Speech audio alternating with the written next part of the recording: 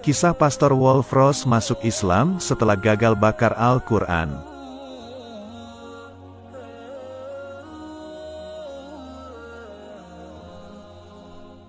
Pastor Walfross, namanya.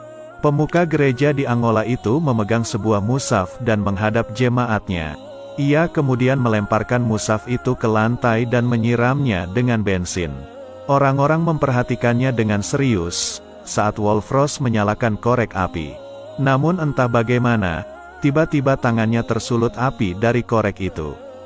Mungkin tadi tangan itu terciprat bensin saat menyiram mushaf. Tangannya pun terbakar, sedangkan mushaf tidak jadi dibakar. Tersentuh api pun tidak. Menyaksikan peristiwa itu, para jemaat tercengang keheranan. Tetapi yang lebih heran adalah Walfross sendiri. Ia memikirkan peristiwa itu, dan mulai menyadari betapa ajaibnya Al-Quran. Ia yang ingin membakar Al-Quran, justru tangannya sendiri yang terbakar. Ia yang ingin menghina dan memalukan kitab suci umat Islam, malah ia sendiri yang dipermalukan. Walfross memikirkan peristiwa itu, keajaiban itu, dan mulai menyadari bahwa ia baru saja diselamatkan dari hal paling gila yang akan dilakukannya. Selama ini kebencian membuatnya tertutupi dari kebenaran Al-Quran. Selama ini kebencian membuatnya gelap memandang kitab suci yang mulai diakuinya penuh keajaiban. Dari lubuk hatinya yang paling dalam, ia kini menyadari bahwa Al-Quran adalah kebenaran. Walfross pun kemudian mengikrarkan diri masuk Islam dan membaca syahadat. Masuk Islamnya Walfross membuat lingkungannya gempar. Betapa tidak, ia yang dulunya paling gencar memusuhi Al-Quran, kini menjadi pengikutnya. Ia yang dulunya paling membenci Al-Quran, kini mengakui kebenarannya.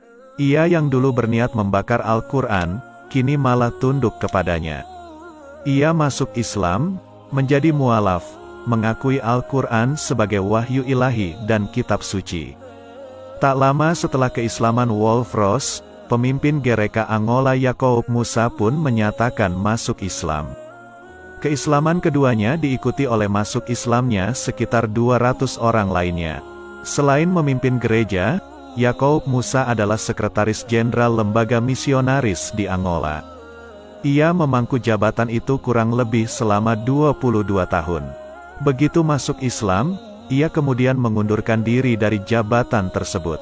Ketika pemimpin redaksi harian Tartim mewawancarainya, Yacoub Moussa mengatakan bahwa saat ini, sewaktu buku Ajaib Al-Kohas ditulis, ia menghabiskan waktunya untuk menyebarkan Islam di Nigeria.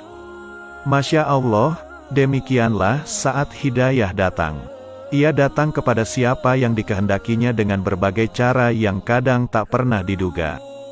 Saat hidayah datang, dan seseorang menyambutnya dengan sepenuh hati, Allah pun mengubahnya dengan segera.